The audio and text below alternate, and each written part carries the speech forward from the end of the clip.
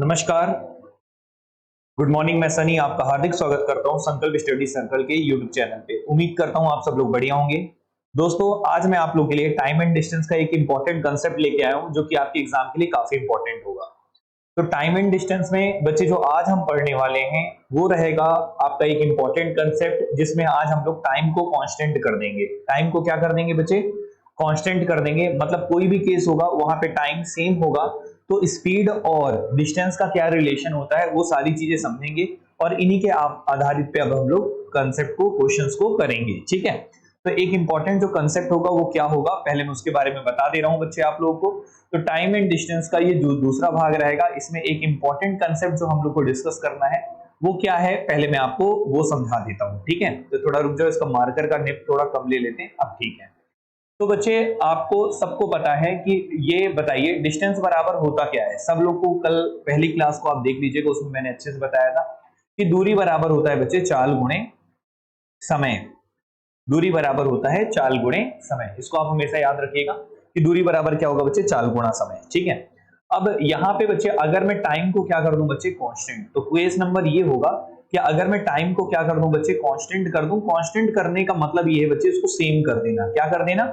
Same कर देना। मतलब यहाँ पे कांस्टेंट होगा। तो ये बताइए डिस्टेंस और स्पीड के बीच में क्या रिलेशन होगा। तो उस रिलेशन को पहले मैं समझाऊंगा और उसी के आधारित एक क्वेश्चन को आपको कराऊंगा। तो चलिए एक एग्जांपल ले लेता हूं और उस एग्जांपल से आपको समझाना काफी बेहतर रहेगा, काफी आसान रहेगा। तो जैसे मान लो दो स्थान है, एक स्थान का नाम ए है और दूसरे स्थान का नाम बच्चे क्या है? बी है। एक स्थान ए है, दूसरा स्थान बी है। सपोज कीजिएगा जब ए से बी हम जाना चाहते हैं, बी से ए जाना चाहते हैं। सपोज कीजिएगा ए से हम बी की ओर जाते हैं और बी से ए की ओर हमारा दूसरा मित्र आता है। ठीक है, जैसे मान लो मैं 10 बजे सुबह निकलता हूं। कितने बजे निकलता हूं? 10 बजे सुबह निकलता हूं मैं ए से बी की ओर, और बी से ए की ओर मेरा फ्रेंड भी आता है 10 बजे सुबह। कितने बजे आता है बच्चे? 10 बजे सुबह। दोनों लोग, मैं ए से बी की ओर जा रहा हूं और मेरा मित्र जो है वो बी से ए की ओर आ रहा है। ठीक है, तो ये बात हो गया। और मैं अपना नाम लिख लेता हूं एक्स, और जो मेरा मित्र है उसका नाम क्या है बच्चे? वाई है। ठीक है, ए स्थान से बी स्थान हमको जाना है। सपोज कीजिए हम लोग किसी निश्चित स्थान सी पर कहीं पे मिलते हैं। ये हम लोग यहाँ पे क्या करते हैं बच्चे? मीट करते हैं। दोनों का मिलन होता है, मेरे और मेरे मित्र का।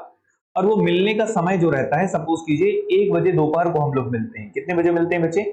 1 बजे दोपहर में मिलते हैं। मतलब 10 बजे सुबह मैं चला था और 1 बजे यहाँ पे y से मिला हूं, और y भी चला था तो वो भी मुझसे मिला है, x से मिला है। मतलब कितने बजे? 1 बजे। ठीक है, तो अब हम लोग इसी बात को लेके चलते हैं। तो ये बताओ 10 बजे सुबह मैं निकला था और C बिंदु पे मैं पहुंचा हूं, मतलब मैं यहाँ पे दूसरे व्यक्ति y से मिला हूं, तो y से 1 बजे मिला हूं, तो मुझे कितने घंटे लगे यहाँ से यहाँ आने में? तो 10 बजे से 1 बजे तक कितने घंटे होते हैं बच्चे? ये 3 घंटे होते हैं। कितने घंटे होते हैं? 3 घंटे। तो मुझे A स्थान से C स्थान तक आने में कितने घंटे लग गए? 3 घंटे लग गए। और उसी प्रकार से मेरे फ्रेंड को मान लो यहां से बी स्थान से कहां आ रहा है? वो सी आ रहा है। तो बी स्थान से सी आ रहा है वाई जो है, उसको भी कितने घंटे लगेंगे बच्चे? 3 घंटे। कितने घंटे लगेंगे? 3 घंटे लगेंगे। तो दोनों को बराबर समय लग रहा है कि नहीं लग रहा है? तो यहाँ पे आप देख सकते हैं कि दोनों का मिलन का समय, मीटिंग टाइम क्या रहता है बच्चे? सेम रहता है। मीटिंग टाइम सेम कब रहेगा? जब हम दोनों का स्टार्टिंग टाइम सेम होगा। जैसे मैं भी 10 बजे चलना शुरू कर रहा था, ये भी 10 बजे शुरू कर रहा था चलना, और दोनों का मिलन का समय यहाँ पे सेम दिख रहा है। यहाँ पे भी मुझे भी 3 घंटा लगा है सी स्थान पे पहुंचने पे, और यहाँ पे वाई को भी बच्चे कितने घंटे लगे हैं? 3 घंटे लगे हैं सी स्थान पे पहुंचने पे। तो यहाँ पे आप देख सकते हैं मीटिंग टाइम क्या है हम लोग का? सेम है। मीटिंग टाइम क्या है? कांस्टेंट है। अब इसी कंसेप्ट को मैं आपको दूसरे फ्रेम में लिखूंगा, दूसरे तरीके से लिखूंगा और उसका एक कंसेप्ट तैयार करूंगा जिसे आप हमेशा याद रखना। तो यहाँ पे कंसेप्ट ये है कि यदि आपका टाइम क्या होगा? सेम होगा, तो ये बताइए स्पीड और डिस्टेंस में क्या रिलेशन होता है, मतलब चाल और दूरी में क्या संबंध होता है, ये मैं आपको सिखाना चाहूंगा। तो इसके लिए मैं एक और स्लाइड लेता हूं, उसमें आपको बताता हूं। तो यहाँ पे तो आपने देख ही लिया है कि यहाँ भी 3 घंटा लग रहा है, यहाँ भी 3 घंटा लग रहा है, दोनों आपस में मिल रहे हैं। मिलन का समय यहाँ पे दोनों का सेम है। दोनों को मीटिंग टाइम बच्चे कितने घंटे लग रहे हैं? 3 घंटे लग रहे हैं। इस बात को बेहतर वे में समझाने के लिए एक और डायग्राम ले लेता हूं मैं और उससे आपको समझा देता हूं। जैसे एक स्थान का नाम क्या था बच्चे? ए था, और दूसरे स्थान का नाम क्या है बच्चे? बी है। ठीक है, ए स्थान से बच्चे एक व्यक्ति जो है वो S1 किलोमीटर प्रति घंटे की गति से जाता है। किस गति से जाता है बच्चे? S1 किलोमीटर प्रति घंटे की गति से जाता है। और इसे S1 किलोमीटर प्रति घंटे की गति से जाता है और ये बच्चे कहीं पे सी बिंदु पे मिलते हैं। कहां पे मिलते हैं? सी बिंदु पे मिलते हैं। तो ए से सी जाता है, ए से सी जाता है S1 किलोमीटर प्रति घंटे की गति से। सपोज कीजिए यहां से यहां तक आने में इसको कितने घंटे लग गए? टी घंटे लग गए। कितने घंटे लग गए? टी घंटे। और दोनों का स्टार्टिंग टाइम बच्चे हम सेम मान लेते हैं ना, यहाँ पे हम लिख लेते हैं कि दोनों का स्टार्टिंग टाइम क्या है बच्चे? सेम है। दोनों का स्टार्टिंग टाइम सेम है। जैसे वहां पे 10 बजे निकल रहे थे, तो यहाँ भी जितने बजे भी निकलेंगे दोनों का स्टार्टिंग टाइम सेम होगा। अब बी स्थान से बच्चे सी स्थान तक पहुंचने में दूसरा जो मित्र था वाई, उसको भी टी घंटे लगते हैं। कितने घंटे लगते हैं? टी घंटे। तो दोनों का मिलन का समय सेम होगा। और यहाँ से स्पीड कितनी थी? S1 किलोमीटर प्रति घंटे थी। तो ये जो दूसरा वाला व्यक्ति था वाई, उसकी स्पीड कितनी होगी? S2 किलोमीटर प्रति घंटे। ये मैं मान लेता हूं। सपोज करो यहां से ए से सी जाने में जितना घंटा लग रहा है उतना ही समय बच्चे बी से सी आने में उसको लगता है। तो दोनों का मीटिंग टाइम हमेशा क्या होता है? सेम होता है। ये बात क्लियर है? जैसे मान लो ए से सी जाते वक्त, ए से सी अगर ये गया है कोई व्यक्ति, तो कितना डिस्टेंस ट्रेवल करता है? मान लेता हूं D1 किलोमीटर तय करता है। कितना किलोमीटर तय करता है बच्चे? D1 करता है। और बी से सी आने में, मतलब बी और सी के बीच की दूरी मैं मान लेता हूं कितना है? D2 किलोमीटर है। कितना है बच्चे? D2 kilometre. तो एक D1 डिस्टेंस है और एक D2 डिस्टेंस है। इतना क्लियर है? अब आप ये बताइए, आपके सामने मैं एक इंपॉर्टेंट कंसेप्ट रखूंगा। तो ए से सी जाते वक्त हमें कितने घंटे लगे हैं? टी घंटे। उसी प्रकार से बी से सी आते वक्त भी हमें कितने घंटे हैं? टी घंटे ही लगे हैं। टाइम सेम है। तो आपके सामने एक रिलेशन मैंने लिखा था कि डिस्टेंस बराबर क्या होता है बच्चे? स्पीड इनटू टाइम होता है। क्लियर है? तो ये बताइए ए से सी जाते समय हमारा डिस्टेंस कितना था बच्चे? D1 था। और ये बताइए स्पीड कितना था? S1 था। और ये बताइए टाइम कितना है बच्चे? T है। टाइम कितना है? T है। तो D1 का डिस्टेंस जो है बच्चे वो क्या हो जाएगा? S1T। क्या हो जाएगा बच्चे? S1T। और ये एक समीकरण आपका बन जाएगा। क्लियर है? जैसे मान लो अगर मैं D2 लिखना चाहूंगा, क्या लिखना चाहूंगा? D2। तो D2 कितना होगा बच्चे? ये बताइए B से C जाते वक्त, B से C जाते वक्त आपकी स्पीड कितनी थी? S2 थी। और कितने समय में आप तय कर रहे थे? T घंटे में D2 डिस्टेंस को ट्रेवल करते हैं। तो ये बच्चे S2 इंटू T हो जाएगा। ये बच्चे आपका D2 हो जाएगा। क्लियर है? तो आपने D1 भी लिख लिया, D2 भी लिख लिया। अब बच्चे एक रिलेशन में बनाना चाहूंगा, तो ध्यान से देखिएगा, यहां भी T है और यहां भी क्या है बच्चे? T है। दोनों जगह कांस्टेंट है, तो दोनों जगह सेम है। तो मैं एक काम करता हूं, दोनों समीकरण को एक दूसरे से डिवाइड कर देता हूं। डिवाइड करूंगा तो D1 अपॉन क्या आ जाएगा बच्चे? D2। क्या आ जाएगा बच्चे? D1 अपॉन क्या आ जाएगा बच्चे? D2 आ जाएगा। तो यहाँ पे मैंने लिख देना है D1 अपॉन D2। समीकरण नंबर 1 को मैंने समीकरण नंबर 2 से डिवाइड कर दिया, तो D1 अपॉन D2 हो जाएगा। और यहाँ पे क्या है? S1T है और नीचे में क्या है बच्चे? S2T हो जाएगा। तो ये बताइए दोनों जगह टाइम सेम है तो कांस्टेंट है, इसलिए कैंसिल हो जाएगा। तो निकल कर आएगा S1 अपॉन S2। क्या निकल कर आएगा? S1 upon S2। इससे एक इंपॉर्टेंट कंसेप्ट आपका तैयार हो गया कि D1 upon D2 is equal to S1 upon S2 होगा यदि आपका टाइम क्या होता है बच्चे? कांस्टेंट होता है। तो ये एक इंपॉर्टेंट कंसेप्ट है, इसका हम लोग इस्तेमाल करेंगे अपने क्वेश्चंस को करने में। तो मैं यहाँ पे लिख लेता हूं, यदि आपका समय सेम हो, यदि if meeting time is same, यदि मिलन का समय सेम होगा, if meeting time is same, यदि मिलन का समय सेम होगा, तो ऑलवेज रिमेंबर बच्चे, हमेशा याद रखिएगा कि D1 upon D2 is equal to होता है S1 अपॉन S2। मतलब डिस्टेंस और स्पीड एक दूसरे का क्या होता है बच्चे? समानुपात होता है। क्या होता है बच्चे? समानुपात होता है। इस चीज को आप हमेशा याद रखिएगा। मतलब एक दूसरे का डायरेक्टली प्रोपोर्शनल होता है। मतलब जो डिस्टेंस का रेशियो होगा वही रेशियो बच्चे किसका होगा? स्पीड का रेशियो होगा। इस चीज को आप हमेशा याद रखिएगा कि जो डिस्टेंस का रेशियो होगा वही स्पीड का रेशियो होगा। लेकिन शर्त इतनी है कि टाइम क्या होना चाहिए बच्चे? सेम। ये एक इंपॉर्टेंट कंसेप्ट है। इस कंसेप्ट का इस्तेमाल करके अभी हम लोग क्वेश्चन को करेंगे। तो आपके लिए मैंने क्वेश्चंस भी रखा है, उन क्वेश्चंस को अब हम लोग देखते हैं। ठीक है ना? चलो, तो इस चीज को आप हमेशा याद रखिएगा। सबसे पहला क्वेश्चन आपके स्क्रीन के सामने यहाँ पे दिख रहा होगा, इंग्लिश हिंदी दोनों में लिखा है। एक पुलिसमैन सॉ अ थीफ, एक पुलिस वाला एक चोर को 200 मीटर की दूरी पर देखता है और उसका पीछा करना शुरू करता है, ऐसा क्वेश्चन में कहा है। पुलिस की जो चाल है और चोर की चाल है, उनकी स्पीड दिया है। पुलिस की चाल अगर 12 किलोमीटर प्रति घंटे, तो चोर की कितनी है बच्चे? 10 किलोमीटर प्रति घंटे। तो ये लिख देता हूं, पुलिस की स्पीड आपको दे दिया है बच्चे कितना? 12 किलोमीटर पर आवर। कितना दे दिया है? 12 किलोमीटर पर आवर। उसी प्रकार से आपको चोर की भी स्पीड दे दिया है बच्चे, थीफ की स्पीड कितनी दे दिया है? 10 किलोमीटर प्रति घंटे। ठीक है, तो ये इन दोनों की स्पीड दे चुका है। तो आपसे पूछा है फाइंड द डिस्टेंस, आपको वह दूरी ज्ञात करना है बाय थीफ बिफोर अरेस्टिंग। मतलब चोर गिरफ्तार होने के पहले कुल कितनी दूरी चला है? गिरफ्तार करने के पहले, गिरफ्तार होने के पहले होना चाहिए, गिरफ्तार होने के पहले चोर द्वारा तय की गई दूरी का पता लगाएं। मतलब वो पुलिस जो आपका चोर था वो अरेस्ट होने के पहले कितना दूरी चला है, ये आपसे क्वेश्चन पूछा है। तो किस तरीके से अब हम लोग इसको करेंगे, आइए देखते हैं, समझते हैं हम लोग। ठीक है ना? चलिए, यहां तक तो ठीक है बच्चे, ये बात आपको क्लियर होगा। तो मैं डायग्राम बना देता हूं। जैसे देखो, अब यहाँ पे था क्या कि पुलिस वाला जो था वो चोर को देखा था 200 मीटर की दूरी पे। तो सपोज करो यहाँ पे चोर खड़ा था, यहाँ पे कौन था बच्चे, थीफ था, थीफ मतलब हो गया चोर था, और उसके पीछे कौन था बच्चे, यहाँ पे कौन था, पुलिस था, कौन था बच्चे, पुलिस था।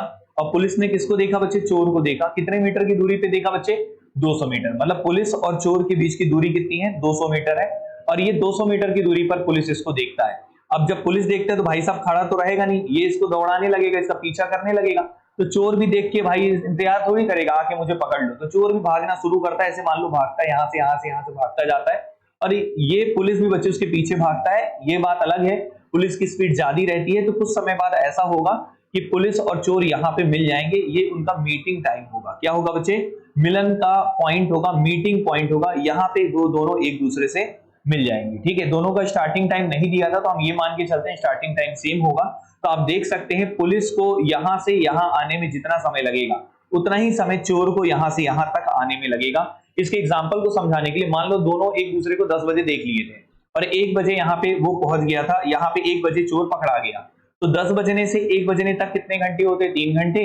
और पुलिस भी अगर 10 बजे दौड़ता उसको देख के, तो 10 बजे से 1 बजे अगर मिलते तो भी 3 घंटे होते। तो मिलन का समय क्या है बच्चे, सेम होगा यहाँ पे। क्लियर है, क्योंकि देखो एक ही समय पे पकड़ाएगा पुलिस चोर को, क्योंकि चोर आगे भागेगा, पुलिस उसके पीछे भागेगा, और किसी निश्चित समय पे एक दूसरे को पकड़ लेंगे। तो यहाँ पे आप देख सकते हैं मीटिंग टाइम क्या है बच्चे, दोनों का सेम होगा, क्योंकि स्टार्टिंग टाइम सेम है, तो मीटिंग टाइम ऑलवेज बच्चे यहाँ पे क्या होगा, सेम होगा। ठीक है, इस बात पे उम्मीद करता हूँ क्लियर होगा। एक एग्जांपल मैंने जैसे दिया कि 10 बजे मान लो पुलिस दौड़ना शुरू करता है चोर के पीछे, और चोर भी भागना शुरू करता है 10 बजे, 1 बजे पकड़ा जाते हैं, तो 10 बजे और 1 बजे के बीच में 3 घंटे होता है, तो 3 घंटा मतलब सेम आ रहा है, तो हमेशा बच्चे मिलन का समय क्या होगा, सेम होगा।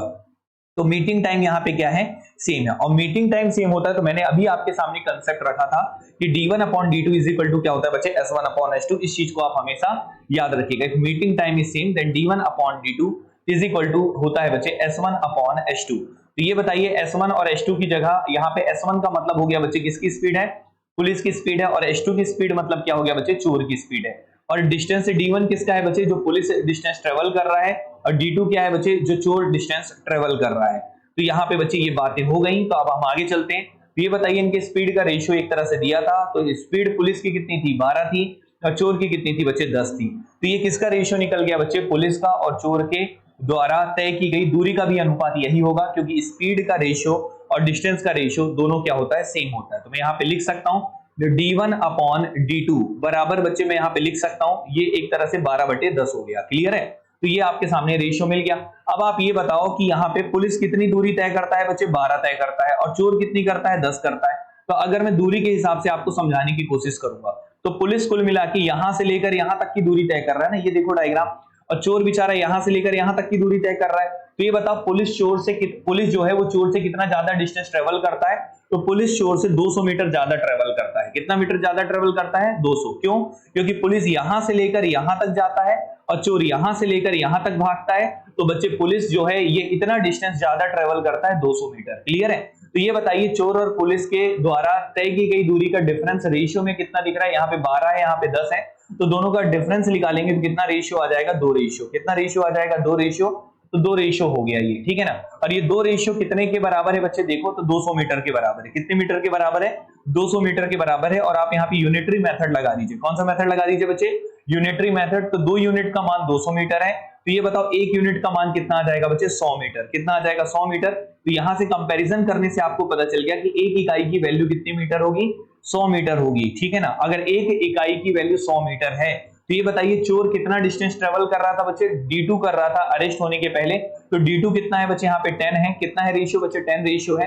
तो एक रेशियो का मान 10 है, तो 10 रेशियो बच्चे चोर के द्वारा तय की गई दूरी, डिस्टेंस किसके द्वारा बच्चे, चोर के द्वारा, dt मतलब डिस्टेंस ट्रेवल बाई थी, 10 यूनिट था, 1 यूनिट का मान 100 है। तो ये बताइए 10 का मान कितना होगा, तो 10 गुणे 100 हो जाएगा सीधा सीधा, और ये आ जाएगा बच्चे 1000 मीटर। कितना आ जाएगा, 1000 मीटर। मतलब वो कितना डिस्टेंस ट्रेवल कर रहा था बच्चे, 1000 मीटर। मतलब चोर गिरफ्तार होने के पहले 1000 मीटर ट्रेवल करता। 1000 मीटर का मतलब बच्चे जवाब हो जाएगा 1 किलोमीटर। अगर इसी क्वेश्चन में पूछा होता कि पुलिस उसको मतलब पुलिस कितना दौड़ता है, पुलिस द्वारा डिस्टेंस कितना ट्रेवल किया जाता है, तो कितना ट्रेवल किया जा रहा था बच्चे, 12 रेशियो। कितना रेशियो किया जा रहा था, 12 रेशियो। और एक रेशियो का वैल्यू 100 मीटर है, तो 12 का मान कितना होता, 12 गुणे 100 हो जाता। तब पुलिस द्वारा तय किया गया दूरी कितना हो जाता बच्चे, 1200 मीटर। 1200 मीटर मतलब हो जाता बच्चे 12 किलोमीटर। 1200 मीटर मतलब क्या हो जाता बच्चे? 12 किलोमीटर। ठीक है, तो आप यहां से जवाब आसानी से निकाल लेते। तो ये 1200 मीटर आ जाता। 1200 मतलब होता है 1.2 किलोमीटर, इतना डिस्टेंस ट्रेवल करता। क्लियर है? तो 1200 मीटर बच्चे पुलिस तय करता है और चोर करता है 1000 मीटर। तो आप देख सकते हैं पुलिस चोर से 200 मीटर ज्यादा ट्रेवल कर रहा है। तो उम्मीद करता हूं ये बात क्लियर होगा। इस टाइप के क्वेश्चंस आएंगे जहां पे टाइम सेम होगा, तो इस कंसेप्ट को लगा लेना। ऑलवेज रिमेंबर बच्चे, हमेशा याद रखिएगा कि if time is same that distance and speed are directly proportional to each other. यदि समय समान होगा तो दूरी और चाल एक दूसरे का समानुपात होता है। इसी कंसेप्ट का इस्तेमाल करके बहुत ही आसानी से आप लोग जवाब दे सकते हैं। ये बच्चे आपके सामने था पहला क्वेश्चन। अब मैं चलता हूं सेकंड क्वेश्चन में। सेकंड क्वेश्चन आपके स्क्रीन के सामने दिया हुआ है। इसको कैसे करेंगे आइए देख लेते हैं, ताकि आप बेहतर तरीके से इसे भी कर सकें। जैसे बच्चे अभी क्वेश्चन पे आइएगा, तो एक पुलिस वाला जो है वो चोर को 700 मीटर की दूरी पर देखता है और उसका पीछा करना शुरू करता है। पुलिस वाला जो रहता है वो 4.7 किलोमीटर 34 मिनट में तय करता है, और जो चोर है वो 4.7 किलोमीटर बच्चे कितने मिनट में? 41 मिनट में तय करता है। ऐसा करके क्वेश्चन में बोला है। तो ये क्वेश्चन में जो बोला है बच्चे, मैंने वो लिख देना है कि 4.7 किलोमीटर 41 मिनट में तय करता है और वो अलग करता है। तो ये बताना है कि distance travelled by thief before arresting, मतलब चोर के द्वारा पकड़े जाने के पहले बताइए वो कितना दूरी भागा है चोर। तो सबसे पहली बात ये बताओ मुझे, क्या यहाँ पे स्पीड आपको पुलिस की दिख रही है? बिल्कुल दिख रही है। तो पहले क्वेश्चन समझा देता हूं, ध्यान से देखिएगा। तो यहाँ पे सपोज करो, यहाँ पे कौन था? पुलिस वाला था। और पुलिस वाला किसको देख लिया बच्चे? चोर को देख लिया। तो चोर उसके आगे खड़ा था, चोर भी बच्चे आगे खड़ा था, और चोर भी इसको देख लिया। और कितने मीटर की दूरी पे देख लिया? 700 मीटर की। अब 700 मीटर की दूरी पे देखिएगा तो दोनों खड़े तो रहेंगे नहीं, दोनों भागना शुरू करेंगे। तो पुलिस बच्चे, जो चोर है वो इस साइड भागना शुरू करेगा, और जो पुलिस होगा बच्चे ये इसके पीछा करना शुरू करेगा। तो कोई एक ऐसा समय आएगा जब वे एक दूसरे को क्या करेंगे बच्चे?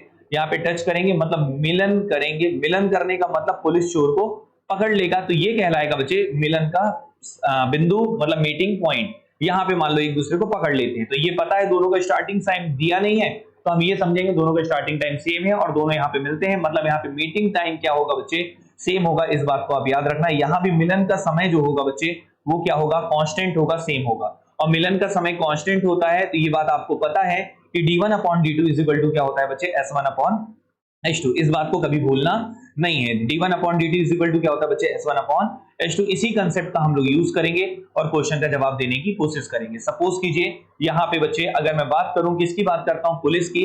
तो पुलिस का जो स्पीड है बच्चे वो कितना होगा? पुलिस का स्पीड कितना होगा? एसपी मतलब पुलिस का स्पीड। तो पुलिस की जो स्पीड है वो 4.7 किलोमीटर को तय करता था बच्चे। कितने मिनट में तय करता था? तो स्पीड कैसे निकालते हैं? जितना डिस्टेंस ट्रेवल करता है और नीचे लिखते हैं टाइम। तो नीचे टाइम लिखेंगे तो कितना आ जाएगा? 34 मिनट। तो ये बच्चे एक तरह से आपका स्पीड ऑफ पुलिस आ जाएगा। उसी तरीके से आप पुलिस चोर का भी पुलिस स्पीड निकाल सकते हैं। चोर वो भी 4.7 किलोमीटर ट्रेवल करता था। कितने मिनट में करता था बच्चे? 41 मिनट में। तो आप इसको भी यहाँ पे लिख सकते हैं। तो दोनों की स्पीड हमने लिख लिया, speed of police and speed of thief, ये दोनों हमने यहाँ पे नोट डाउन कर लिया है। अब बच्चे हमें पता है कि d1 upon d2 is equal to s1 upon h2 होता है। तो इसका मतलब मैं ये भी कह सकता हूं कि यहाँ पे लिख सकता हूं d1 अपॉन d2। d1 का मतलब हो गया बच्चे पुलिस के द्वारा तय की गई दूरी। तो मैं इसको अच्छे से लिख देता हूं, थोड़ा ध्यान से देखना। तो मैं मार्कर का कलर भी चेंज कर देता हूं। जैसे मैंने लिख लिया डिस्टेंस ट्रेवल बाई पुलिस और डिस्टेंस ट्रेवल बाई थीफ, ये दोनों का रेशियो जो होगा बच्चे क्या होगा? स्पीड ट्रेवल बाई पुलिस और स्पीड ट्रेवल मतलब speed of police and speed of thief. तो पुलिस की स्पीड हम ऊपर लिख लेते हैं इसको अच्छे से। तो 4.7 है, ये किलोमीटर में है, और ये क्या है बच्चे? 34 मिनट में है। इसका कितना है बच्चे? 4.7 किलोमीटर है और ये 41 मिनट है। तो आप देख सकते हैं 4.7 कैंसिल होगा और यूनिट भी पूरा कैंसिल हो जाएगा। ये 41 बच्चे ऊपर चला जाएगा और नीचे क्या आ जाएगा? 34 हो जाएगा। क्लियर है? तो ये रेशियो निकल चुका है बच्चे 41 अपॉन 34। और ये किसका रेशियो है? आप कह सकते हैं कि डिस्टेंस ट्रेवल्ड बाई पुलिस। क्या होगा बच्चे? Distance travelled by police and distance travel by thief. तो dp अपॉन dt का रेशियो मैं यहाँ पे लिख लेता हूँ। कितना दिख रहा है बच्चे? यहाँ पे 41 दिख रहा है और ये कितना दिख रहा है? 34। मैंने डिस्टेंस में इसलिए कन्वर्ट किया क्योंकि डिस्टेंस ही निकालना है और डिस्टेंस का डिस्टेंस से कंपेयर करेंगे तो हमारे लिए आसानी होगा। तो पुलिस यहां से लेकर यहां तक जाता है और कितना रेशियो दिख रहा है बच्चे? 41 दिख रहा है। और ये बताइए चोर कहां से यहां से लेकर यहां तक जाता है? कितना रेशियो है? 34 है। तो ये बताइए, ये 34 है और ये वाला कितना है? 41 है। तो 41 में से 34 को माइनस करेंगे तो कितना रेशियो आ जाएगा? 7। मतलब पुलिस और चोर के बीच की जो रेशियो का, जो डिस्टेंस का रेशियो का डिफरेंस है वो कितना रेशियो है बच्चे? 7 यूनिट है। और ये 7 यूनिट कितने मीटर के बराबर है बच्चे? 700 मीटर के बराबर है।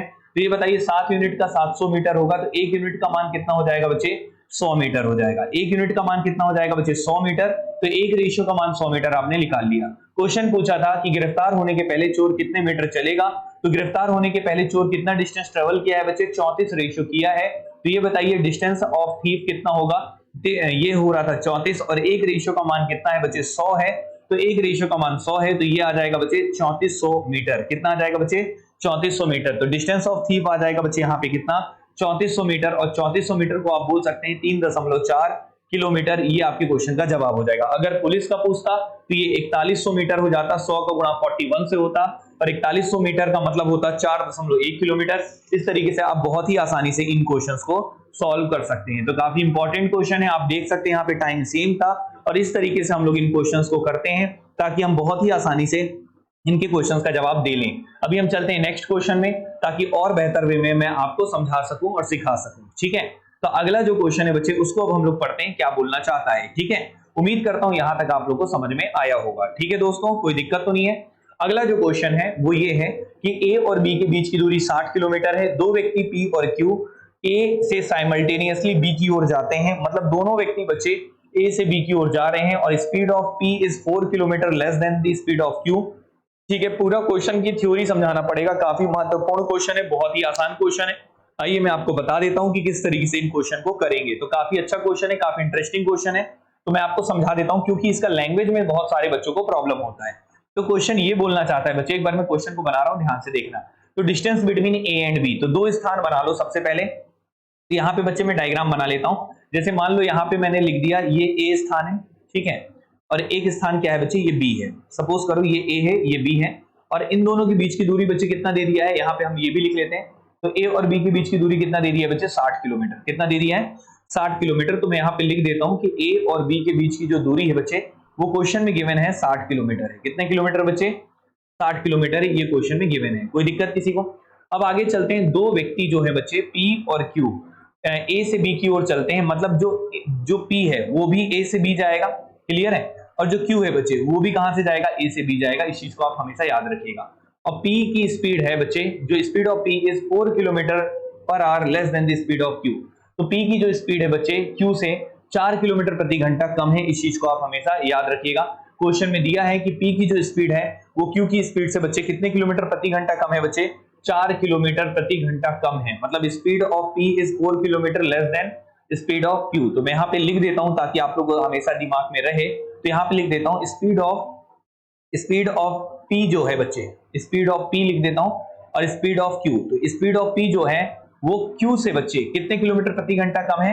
4 किलोमीटर प्रति घंटा कम है। तो मान लो Q की स्पीड कितनी है? x किलोमीटर प्रति घंटा। ये समझाने बस के लिए लिख रहा हूं, जरूरत नहीं पड़ेगा। तो P की स्पीड कितनी है बच्चे? 4 किलोमीटर प्रति घंटा कम है, तो x माइनस कितना होगा?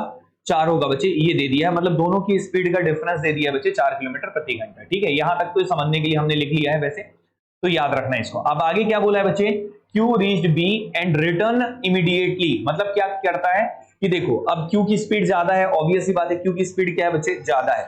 तो Q की स्पीड अगर ज्यादा है तो Q क्या करता है कि B स्थान तक पहुंच जाता है, मतलब Q यहां से जाता है और B स्थान पहुंच जाता है। लेकिन P बेचारा धीरे धीरे चलता है, वो नहीं पहुंच पाता। मान लो यहाँ पे पहुंचा था और Q जो है वो बच्चे पूरे B स्थान तक पहुंच जाता है। ठीक है, उसके बाद Q क्या करता है? रिटर्न करता है, वापस देखने आता है भाई कि P कहां चला गया, आया क्यों नहीं अभी तक। तो ये इसके बाद रिटर्न मानने लगता है, वापस आने लगता है। लेकिन P रुकता नहीं है, P आगे बढ़ता रहता है, आगे बढ़ता रहता है। Q भी बेचारा फिर उसको देखने के लिए आता है, बीच में वो आपस में कहीं पे मिलते हैं। तो ये बच्चे दोनों आपस में यहाँ पे मिलते हैं, ये उनका क्या रहता है? मीटिंग पॉइंट रहता है। तो यहाँ पे मैं ऐसे करके लिख दे रहा हूं ताकि आप लोग को क्लियर रहे। ये बच्चे उनका हो गया कि मिलन का बिंदु हो गया, ये मीटिंग पॉइंट हो गया, मिलन का पॉइंट हो गया। ठीक है ना।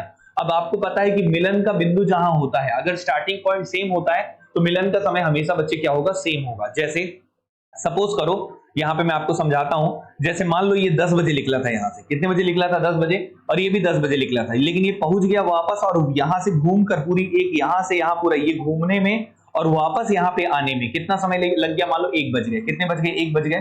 तो 10 बजे से 1 बजे तक कितने घंटे होते हैं? 3 घंटे। और जो P है बेचारा वो यहां से चल रहा था, यहां भी 1 बजा, तो इसको भी यहाँ पे 1 बज गए, मतलब यहाँ पे भी 3 घंटा लगा। मतलब जितना समय P को यहां से यहां तक आने में लगता है, उतना ही समय Q को यहां से यहां जाके फिर वापस घूम के आने में लगता है तो दोनों का मिलन का पॉइंट जो है बच्चे, अगर स्टार्टिंग टाइम सेम होता है तो मीटिंग टाइम भी हमेशा क्या होता है, सेम होता है। ये हो गया पूरा क्वेश्चन। अब उसके बाद क्वेश्चन में और क्या दिया है उस पर अब हम चलते हैं। तो यहाँ पे बच्चे आप अच्छे से पढ़िएगा। And meet P from distance 12 kilometre from B. तो बोला है कि बी से बच्चे, बी से 12 किलोमीटर की दूरी पर मिलता है। तो यहाँ पे बोला बच्चे कि जब वो बी से 12 किलोमीटर की दूरी, इसका मतलब क्या है कि बी स्थान पहुंचने के बाद वो वहां से कितने किलोमीटर की दूरी पे मिलता है बच्चे, 12 किलोमीटर। मतलब बी से 12 किलोमीटर, मतलब बी से 12 किलोमीटर की दूरी रहती है, वहां पे मिलता है। मतलब यहां से लेकर यहां तक का डिस्टेंस दिया है बच्चे, ये कितना किलोमीटर है, 12 किलोमीटर है। तो आपको ये बताना है कि पी और क्यू की स्पीड कितनी होगी, ये आपसे एग्जामिनर पूछना चाहता है। तो कैसे करेंगे आइए देखते हैं। तो सबसे पहले मुझे इतना बता दो कि टोटल डिस्टेंस ए और बी के बीच की दूरी कितनी थी बच्चे, 60 किलोमीटर। तो यहां से लेकर यहां तक अगर 12 है तो ये वाला डिस्टेंस कितना होगा, आप मुझे इतना बता दो। तो 60 में से 12 घटा दोगे तो कितना आ जाएगा, 48। कितना आ जाएगा बच्चे, 48। तो मतलब यहां से यहां तक की दूरी कितनी होगी, 48। तो ये बच्चे दूरी कितनी हो गई, 48 हो गई। और ये दूरी कितनी हो गई बच्चे, 12। 48 12 कितना होता है, 60 होता है। इस बात को आप याद रखना, ठीक है। तो उम्मीद करता हूं ये बात समझ में आ गया होगा। तो आपको पता है if meeting time is same, यदि मिलन का समय सेम होता है, यदि मिलन का समय सेम होता है, अगर मिलन का समय तो सेम होगा ही होगा, तो मिलन का समय अगर सेम होगा तो याद रखना आपको अभी अभी पढ़ाया गया था कि डिस्टेंस एस, मतलब यहाँ पे क्या बताया गया था बच्चे कि d1 upon d2 is equal to क्या होता है, s1 अपॉन s2। तो मैं यहाँ पे बकायदा लिख लेता हूं आपके लिए कि स्पीड ऑफ p और स्पीड ऑफ q का जो रेशियो होगा बच्चे, वो क्या होगा, distance travelled by p and distance travelled by q। याद रखिएगा। अब ये बताइए p कितनी दूरी चलता है, आप मुझे इतना बता दो। तो p कितनी दूरी चल रहा है बच्चे, p तो यहां से लेकर यहां तक चल रहा है, तो मात्र 48 किलोमीटर चल रहा है। तो ये बच्चे डिस्टेंस ऑफ p कितना हो जाएगा, 48 हो जाएगा। और डिस्टेंस q कितना चल रहा है बच्चे, वो यहां से लेकर यहां तक गया और फिर ये वापस 12 आया। तो यहां से लेकर यहां तक जाना कितने किलोमीटर होता है बच्चे, ये पूरा होता है 60 किलोमीटर। और 60 किलोमीटर में ये 12 और आ गया, तो 60 और 12 टोटल ट्रेवल किया है। तो 60 प्लस 12 कितना होता है बच्चे, 72। तो 48/72 बच्चे ये रेशियो आ जाएगा डिस्टेंस का। किसका रेशियो आ जाएगा बच्चे, डिस्टेंस का। आप इसको चाहे तो सिंप्लीफाई कर सकते हैं। तो ये बच्चे 24 से कट रहा है, 24 दूनी 48 होता है, 24 तिहाई 72। तो ये आपका रेशियो बन गया 2:3। मतलब डीपी और डीक्यू का जो रेशियो होगा बच्चे, वही रेशियो होगा स्पीड का। और स्पीड के रेशियो से क्यों मतलब है मुझे, क्योंकि मुझे स्पीड ही तो फाइंड करना है। तो यहाँ पे बच्चे स्पीड ऑफ पी मैंने लिख लिया।